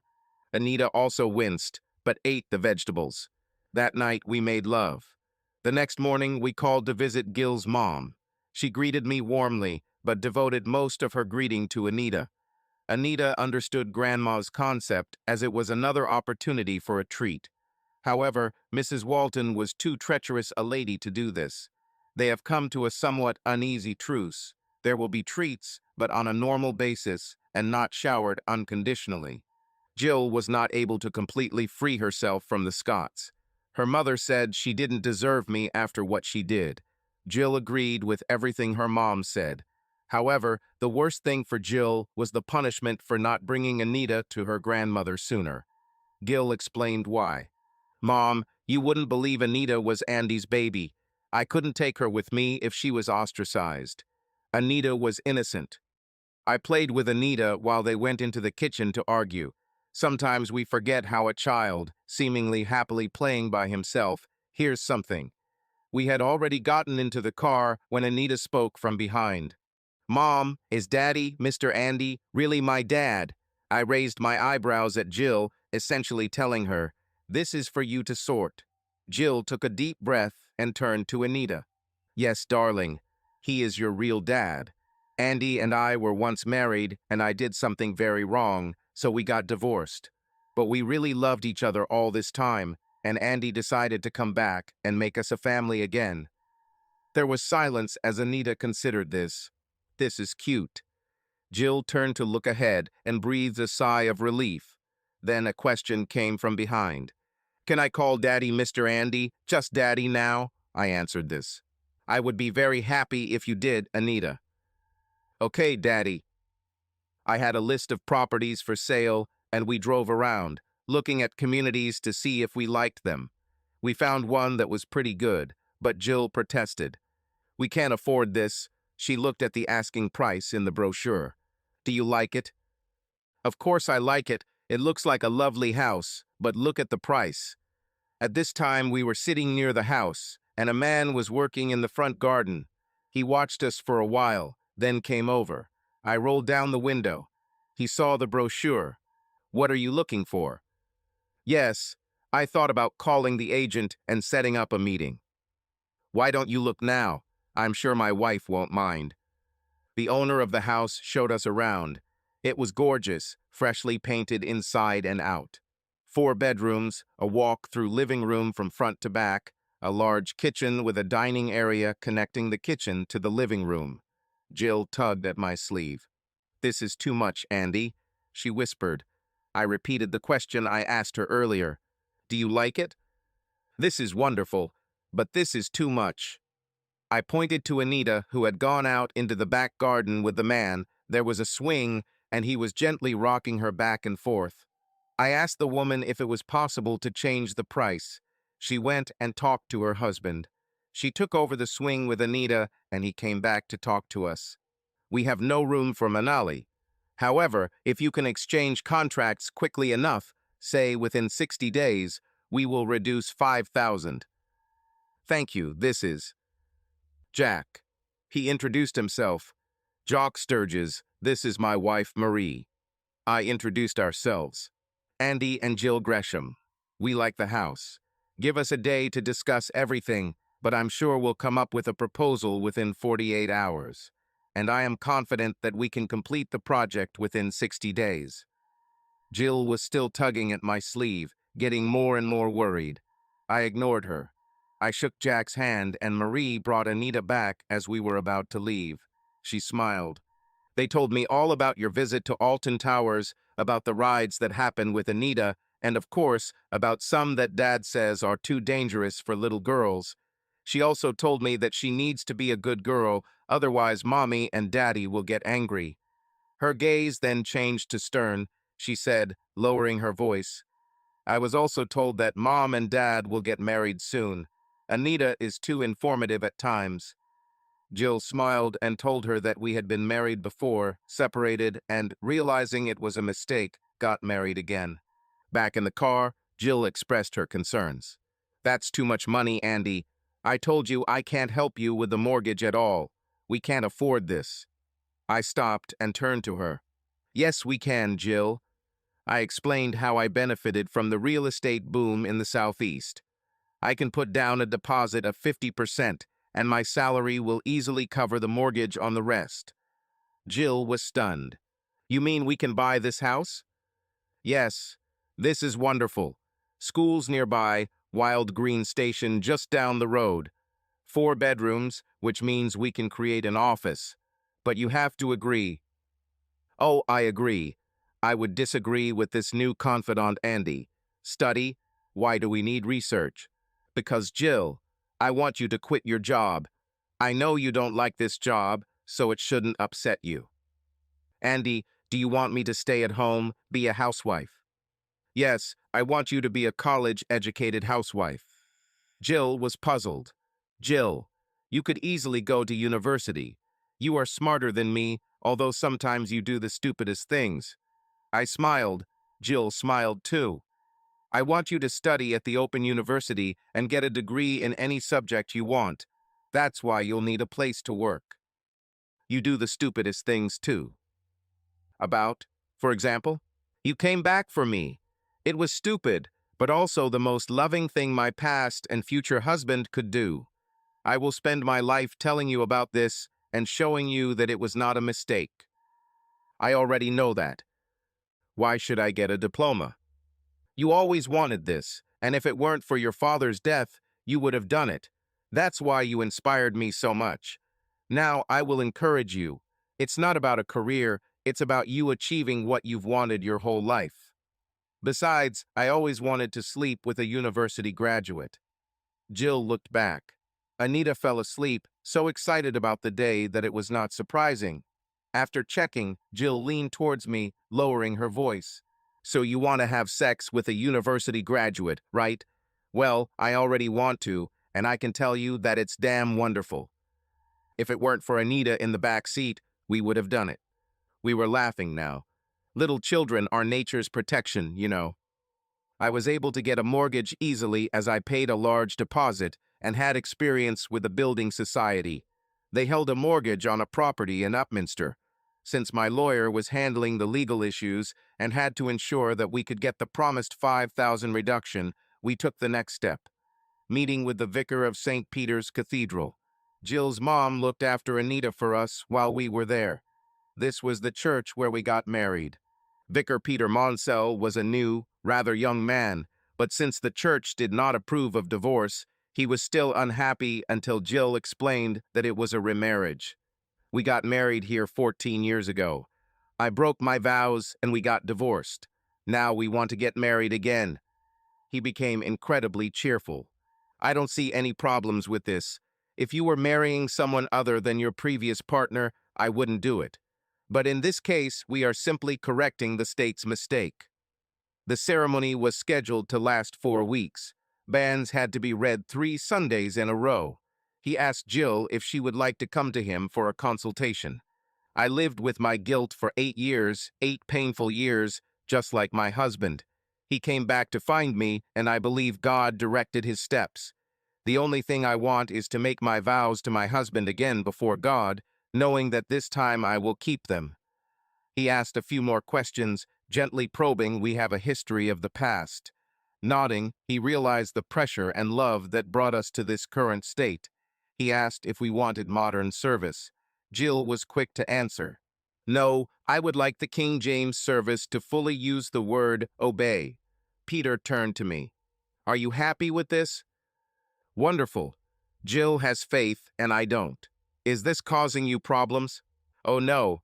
I think most church marriages these days are between couples, neither of whom have faith or regularly attend church. We welcome everyone and hope that one day they will discover the truth. We left the priest's house. Jill suddenly stopped. We need to go visit your parents. I didn't think it was such a good idea. Last night my mother was still upset. I suggested leaving it for a while. How long, Andy? We agreed to get married again in 4 weeks. Your mom won't thank you for forcing this on her at the last minute. It's time for us to go. If she wants to yell at me, so be it. I deserve it. We should introduce her to our granddaughter. She smiled slyly. It might soften her anger a little. Jill was right. When we walked in, Anita was acting her usual boisterous self. Dad greeted Jill with a hug. God, girl, I couldn't wait to see you again. Mom was a little tough, but when we introduced Anita, her doubts disappeared. The moment she saw her, she realized that Anita was really her granddaughter. She hugged Anita and stood up, looking hesitantly at Jill. Then she opened her arms, and Jill immediately rushed into her arms. Tears flowed like a river from this emotional meeting. Dad looked at me and made the universal gesture of raising his eyebrows, expressing bewilderment why women always cry at such moments. Mom and Jill went to dry their tears and, of course, make tea. Dad spoke to Anita, who happily announced, "We're getting married." Mom and Dad went to see a man at church. Dad raised his eyebrows, asking with his eyes. I think Jill is telling her mom about it now, so the answer is yes. We'll get married again. Okay, when? I gave the date and time. You and Mom will be there, right? Of course, and don't worry about your mother. Everything will be fine now. She has a granddaughter, her first, and she'll be too busy buying things for Anita to worry about anything else. Anita heard her dad's last words and immediately began listing what she thought she should get. Her entire list consisted of toys, of course. Knowing Jill's financial situation, I wanted to help with her wedding dress. After much thought, so as not to offend her, I came up with the perfect plan. I gave the money to her mom. She promised that Jill would never find out. 4 weeks later, I was standing on the steps leading to the side chapel choir, chatting with Reverend Peter, waiting for Jill. I ordered an organist and a choir, since there were too few of us to sing the hymns loudly. The organist played soft music to relieve the tension of anticipation. Suddenly, the music stopped. Peter addressed the crowd. "We'll sing one of Jill's favorite hymns, All's Bright and Beautiful." A moment later, the organist played the first part of the chorus, and we began to sing this beautiful hymn as Jill, holding Anita's hand, walked slowly down the aisle. They walked alone. I turned around. She wore an elegant green shantung silk suit with a tight skirt ending just below the knees and a jacket button to the throat. On her head, she wore a small hat with a veil that reached to her eyes. In her hands, she held a bouquet of freesias, her favorite flowers. Anita was also in green, in a beautiful frilly dress, white long socks, and green shoes. Jill was serious. Anita smiled widely. Jill came up to me, handed the bouquet to Anita, and led her to us. Then she took my arm with a smile. When the last verse ended, everyone sat down. I leaned over and touched Anita's shoulder. When she looked at me, I put my finger to my lips, indicating for her to be quiet.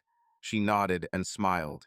Peter Mansell stood on the step and quietly asked Jill if everything was okay.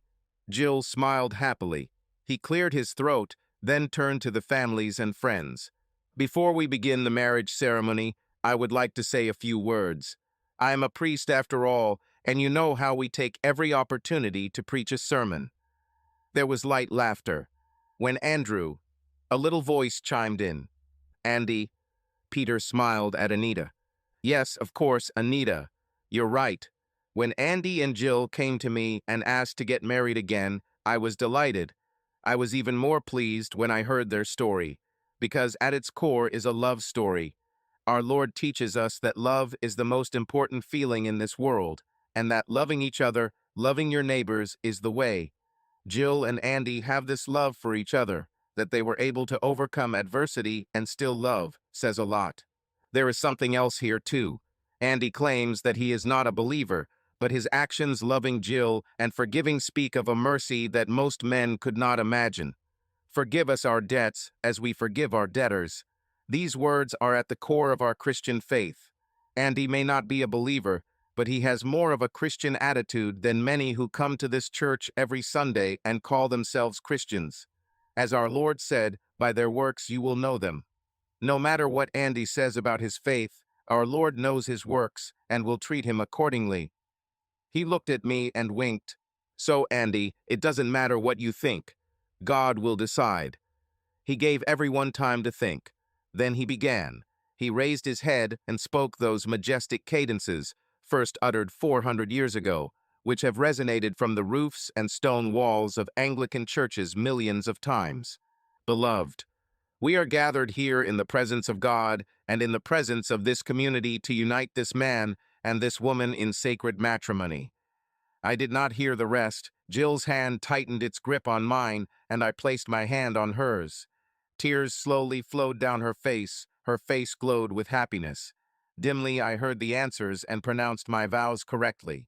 Jill's calm but clear voice spoke her vows with determination, placing emphasis on the word obey. The ring I took out of my pocket and placed on the Bible was original. Jill convinced me that it would be more symbolic for her to bless him again. We went to Penn's Hall for the wedding breakfast. Jill asked Reverend Peter to join us. No poor vicar would ever turn down a free meal. I would be glad. May I bring my wife? We, of course, agreed and were happy when we found out that Rachel, his wife, was an organist. Penn's provided us with a private dining room, which was perfect. There was no formality in our meeting. Friends and relatives chatted freely, especially when they had drinks in their hands. My cousin Jin, I spoke to Anita and showed her a photo of my mother. Anita said loudly, "I don't remember being photographed." She ran up to Jill. "Mom, when was this photo taken? I've never owned a dress like this." My mom grabbed it and said it was a photo of her when she was 11. Anita was confused, and her mother sat her down to explain. Jill turned to me. "I have a feeling we'll have to answer Anita's questions soon, Anita, about how mothers and fathers make children." "You might be right. I think we'll need to practice a lot. We can't afford to make mistakes now, can we?" Jill was delighted. "Oh, I think you know how to make babies." I thought about her remark. We chose one large round table. We left a seat between Jill and me for Anita, but it wasn't necessary as the little rascal made a royal round of the table, sitting on everyone's laps and taking small bites from the plates of those nearby. The mixture was supposed to be terrible. She would either get sick later or sleep like the dead. Coffee had just been served when I stood up and waited until everyone had quieted down. "I wanted to thank you all for being with us today. Your support is very important and greatly appreciated. I have loved Jill since we were 17, loved her in the early years of our marriage, and through all our difficulties. My love never faded when we were separated, and now she is stronger than ever. My life is complete with her and my daughter, who is right now trying to steal mint chocolate from her grandmother's plate. Behave." Anita watched with an expression on her face, trying to look innocent with a small smile, hoping it would distract from further reprimand. I finished my thanks to everyone and proposed a toast to my beautiful wife. As I sat down, Jill stood up. "I would like to add my gratitude to my husband's words. I also want to say a special thank you to Andy. I am a very happy woman. Most wives believe that their husbands love them. I am happy to know that my husband loves me without any doubt because he chose me not once, but twice, and he took me as his wife not once, but twice. I don't need flowery words of love to know that Andy will stay with me, support me, and protect me." She paused to wipe away her tears. "Our story is known to all of you. The mistake I made was very painful. Andy said he forgot it, but I will not forget. I will think about it every day and the terrible consequences. Keeping this in mind, I will never repeat this mistake." She paused. "Most of you know that Andy is an English graduate, which of course means that he uses 3 long words to say what any other person would say in one short one. Now I will use his style to break the news to him. Andy, my dear husband, you loved me and took me back as your wife. I live in the warmth of your love every day, and now I believe, hope, and pray that your love has brought life to my womb again. Thank you, most beloved of men." She leaned over and whispered in my ear, "My period didn't come twice." I understood what she meant and was delighted, but I should have noticed that her words were archaic, not flowery. Know-it-all. That was her comment. However, we had to confirm to some that Jill meant she was pregnant. Anita was delighted with the idea of a sibling. For her, it meant another round of the table to tell everyone. That boy and that girl who met at the bus stop have now grown up, hardened by difficulties and confident in themselves, having overcome them. To others, we were a typical married couple of the time, confident in our love for each other, happily raising children. Yes, Jill was pregnant and gave us another daughter, Rebecca, to love. We were responsible members of society. But what this society did not see was that within us lay that boy and girl who fell in love at 17 and who often broke out of the cocoon of adulthood in our moments together to laugh and giggle about stupid things, to be silly and to love each other. And I actually went to bed with a university graduate. Subscribe to our channel so that your love doesn't cheat on you, and go ahead and listen to the next story, because this story is nothing compared to the next one. If you're under 18, don't even think click to the next one.